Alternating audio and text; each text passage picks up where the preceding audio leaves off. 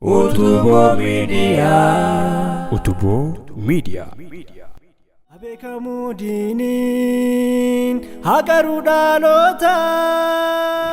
بسم الله الرحمن الرحيم. الحمد لله الذي بلغنا شهر رمضان، والصلاة والسلام على سيد ولد عدنان وعلى آله وصحبه ما تعاقب الملوان. وبعد، قوتو تأرسي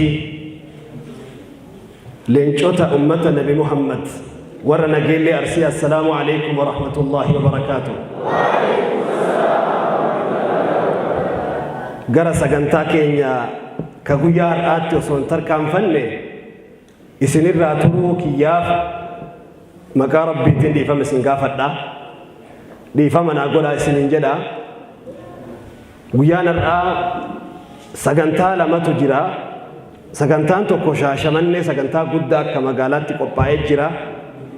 Sababa sagantaa keessan kana dhaqqabuutiif sagantaa san dhiisee dhufe. warri nageelle asin durallee guyyaa tokko sagantaa wahii affeeramnee isintu waraqarra katabe malee rabbiin katabee hin jiru saniif hafne. Ammoo lama akkanatti hin taaneef sagantaa san ofirraa dhiisee tana waajiba godhee dhufe. Dhiifama qofaa miti wareegamallee isiniif godheef jechuu barbaade. Obboleessi keenya saahibni kiyyaa ka waggaa dheeraarraa waliin jirru Abdussalaam maqaa isaa abbaa caala arsiidhaan beekama. Abdussalaam arsii jedhama. Waggaa gara jahaanatti fakkaata hariiroon keenya ka waliin jiru. Achirraa takkaa wajji addaan cennee hin beeknu. Waan hojjatuu fi waan dalagu hunda keessatti naan mari'atu walitti dhufnee wajjin taa'u. Akkasuma saahiba isaa munshida sagalee nuural hudaa jechuu dandeessan Jamaal Mangistuu. Jara lamaaniif jarri kun jara ijoolleedha yoo fuula keessa laalan. Gumaataa fi gumaachi jarri ummata islaamaa bal'aa bahaaseensa jiruuf godhaa jiran keessatti ummata oromootiif sagalee miidiyaawwanii bareechuu, rakkataaf sagalee ta'uu, baankilee ummata islaamaa akka qalbii hawaasa islaamaa seentu sagalee ta'uu fi gumaata hedduu dalagan gara dinagdeetiinis, gara miidiyaatiinis, gara da'waatiinis. Gariin sagalee qabu kana muuziqaa itti tumee haraama itti cafaallaqee of harkaa balleessee, jarri immoo hadiisa rasuula rabbiitiin sallallahu alayhi wasallam bareechanii quraanaan dheengi'anii bareechanii ummata islaamaa ittiin tajaajiluu jiranii. Yeroo tokko jara kanaaf takbiiraa oowwituu takka isinirraa barbaada. Allahu akbar. Sagantaa isaan lamaan Shaashamannetti qopheessanii turan sababa biyya keessa hin jirreef sagantaa san irraa hafee ture. Guyyaa har'aa garuu ummata kabajamaa, ummata diin ofii jaallatu, ummata dhiirummaa qabu, ummata gootummaan beekamu, ummata takkaa eenyuufuu gad jedhee hin beekne, ummata nageelle arsii fuuldura keessa yeroo jalqabaatiif dhaabbadhee haasa'u gammachuu guddatti na dhagahamaa. بقى ربي والنقرسيسي الحمد لله رب العالمين. نشيدا جتشوني نشيدات نرتي نمني يادا غرغرا قبا وانتي نشيدا يادا غرغرا قولي نشيدة غرغرا إلال نمني نشيدا قب وانتي غرغر قولي نشيدة غرغرا وانت إيه نشيدان هر كيسا كينيا قوتاجرو مانا كينيا كيسا قوتاجرو. نشيدان بلوكي هند كيسا إياجرو تربي في رسول ربي كيبل لساني يو أكنا جلو تم أكا جلو ديمو نبيكتن هم بيكتنيني نشيدات تم أكا انجلاجرو بيجا كينيا كيستي دمي آرتي دا والقبطو دمي ولالو دا والقبطو وان هرآتي متوا وقا إبا سقل الرابر رائي لفجر وقا إبا سقل الرابر رائي لفجر. biyyi Itoophiyaa keessatti biyyi Oromiyaa taarika waggaa 1,000 olii islaamummaa keessaa qaba. Fakkeenyaaf gadaa Umar ibn al-Khattab, Umar Madiinarraa ummata fira Khaalid ibn al-Walid Oromiyaatti erge. gadaa Umar ibn al-Khattab keessa Banii Makhzuum daaw aaba bal'isaa jedhee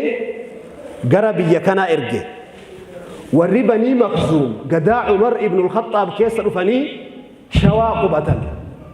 وقا كما تقو في إبا فريف جتشو رفني شوا قبتل شوا نانو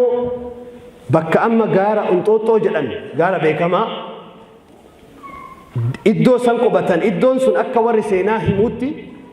لله جلمون بيكما وقا كما تقدر شوا ممالك إسلاما يوكين سلطانتي تربان إثيوبيا كيسا جلمي تاريكا كيسا بيكما أمة شوا يرو جلقباتي أمني شوا موتما أمة عربا أمة بني مخزوم وجي والتأني موتما يروسن بيا كان أبسي أبجلت ديبسي أمانتي بيروتين بيا كان بلي سجرو فندورة أبتشوف موتما هندفتن مملكة شوا الإسلامية تاريخ كيست بيكما موتما إسلاما تشوا تجرمت بيكمتو دامت 4 قرون والاتلاب دي وقائب بأفر وسو أدنشتين هجرة رسول ربه صلى الله عليه وسلم وقائب بلما في سديتمي لما يوكين سديتمي سديج الدراج الكبي وقائب بأفر وسو أدنشتين شوام موتما إسلامات بلت قبائسي الله أكبر أمني ورا تاريخ كان برئيسي فكينيا ابن فضل الله العمري كتاب إسام مسالك الأبصار في ممالك الأمصار كتاب لك وقا إبا سدد درة برئيفمي أبان كتابة كان برئيسي وقا إبا تربافي أفرتمي سقل درة دوئي أبان كتابة كان برئيسي كوائي شوا وائي بالي وائي سركة هاسو وائي سدامو مملكة سدامو الإسلامية مملكة هدية الإسلامية هديان قبائي ستي موتمان ترتي سركة وقا إبا لما سركة نبيتني من أمي سركة بيتن بيتن جتشون بيتن جتشون نمني بأجيتني جرتن سركة إيسا ترجمت أرسي بها لقى كم تجليا لين يسي جليا ولقى كم يسي في بالك الدمر لقى وابيتي ابن فضل الله العمرين في عمر ابن الخطاب خرتي عمر ابن الخطاب اتقالا سينا كان كبر سيسا سني سركة موتما دان كوبا إسيتي بلين نسي قويا جه ديمسيسا ديرين نسي قويا سدي ديمسيسا جرئي دبته وران سركة كوباتي قبدو سركة ورانا كوما سدي كوباتي قبدي كفردو بالي وقا إبا سقل درة ورانا فردو كفردان سوچ وقفا جتشو كوما كون أصدق قبد مملكان هديان هر أمانتي بروتين قوتو تجيجي رميكون ورانا كوباتي كوما أفرتمي صدق سدامون وقا إبا صدق درة نمني أمانتا برو توقو كيسا نجرو إسلام ملئ كان ابن فضل الله العمري أكسب شهاب الدين كتاب إساس صبح الأعشاء وكذلك الطبري إمام الطبراني طبري كتاب إساء المنتقى ابن الجوزي المنتظم في تاريخ الملوك والأمم ممالك تربان إثيوبيا كي سترجمن في شرق أفريقيا التي تقع في شرق أفريقيا جئلك كاي وكذلك ابن حجر ممالك كان مقاص أهين تربان بيوت حبشا كي ست موتما قواق أبو جتشن دبتي بركوتي وري تاريخ كان هملال ور وقالب بجهدرة غري وقالب بسددرة غري وقالب بسقلدرة دوي أمني إس أرومو على كان يوكين هريرون إني إسلام ما انقبو ووقالب بلما أسيتي متي أما تاريخ أرومو يتخاسيها سونمني واقو قوتو جرب بغدا محمد غدا قالوا يو فغاتي وقالب بلما برنتر تاريخ أرومو كاسو يتدبتنا garuu ummanni kun ummanni Oromoodhaan hin beekamu maqaa gaallaa jedhamuun barraa'e kitaaba hunda keessatti gaallaa jechuun barraa'e hatta warri Arabaa taarika barreessellee ummata gaallaa jedhamutu qubata jedhee dubbate Oromiyaa keessa laga waabee har'a taarika isaa wama dhihoo namni sehu waggaa 800 dura ibnu Fadlullah al-Umari laga waabee baalee fi sirkaan adda kuta jedhee laga waabee irraa dubbate waabee shabalee بالي وقال إبا سقل درة جربي أو مشي gaabii hojjetee Suuriyaatti ergaa ture Falasxiinitti waggaa meeqa dura isiniin jedhe waggaa 900 dura qabxii kana wanni an kaaseef taarika isinitti himu qofaafi miti alaaqaan hariiroon islaamummaaf hojjetu islaamummaa wajjin dhaabbatu islaamaaf gumaata kennuun oromoon qabu Abdusalaam haa galatoomu qabxii waa'ee seenaan keenya kaleessa eessa ture jedhu keessatti nashiidaawwan hedduu hojjete qaba eessa akkin akkasi dubbisee argaten beeku kaleessa keenya wayitenni faarsu kaleessa keenya wayitenni qoqqotee dubbatu garaana nyaate Abdusalaam Arsii nashiidaallee yoo hojjetamte dogongorri tokko osoo khayrii fakkaatu dogongorri tokko rasuuluma qofa faarsuun rabbiin dhiifnee jalqaba kafaarfamuu qabu eenyu kafaarfamuun haqa qabu mee amma nashiidaa rabbiin faarsitu naa fidaa jirti wanni nashiidaa baasu hundi rasuula faarsa rasuula faarsuun kabajatti godhuun lituwakkiruuhu rabbitu dubbate akka kabajjanii sadarkaa itti gootanii fi jedhee rabbiin nu ajajee jira nabi Muhammad sallallahu alaihi wasallam waan naman gaafachiisu kun garuu jalqabne eessa nashiidaa dhaamamtu keessa nashiidaa waa dhaamsitu osoo hin taane ta waa dhaamtu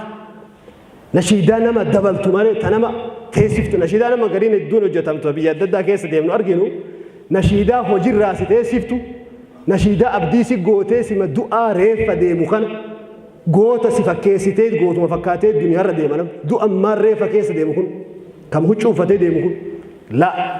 kaleessa keenya tan yaadachiiftu osoo hin taane tan dhuka lafee keessaa qabdu tan foon lafee gubbaa qabdu isiisan ummata islaamaati gumaachuu jiranii obboleessa kiyyaa guyyaa har'aa guyyaa keeti baga gammaddee baga rabbi tanaan si gahe ammallee rabbiin sadarkaa isaa haa dabalu warri nageellee Arsii sagantaa qabaanarraa nafinaa jedhee isin yaame awwaachuu keessaniif ummata akkana of duubatti waan abdatuuf namni waa hojjeta gaafa ummata of duubaan qabne namni of duuba mil'atee nama of duubaa dhabe namni of dura deemuu hin danda'u baga eenyummaa keessanillee garsiiftanii nu ulfaadhaa galatoomaa isiniin jedhaa sa'aatii salaataa wajjin waa wal qabateef laftillee ramadaana nu boochifte imimmaan sanurraa haqu rabbi nu haa taasisu biyya Itoophiyaa biyya keessa jirru tana nageenya isii kan harkaa laaqame kana tasgabbii itti roobee tasgabbeessee nagaya hawwine sanitti nu deebisu rabbi nu haa taasisu ulfaadhaa galatoomaa wassalaamu alaikum wa rahmatullahi wa barakatuh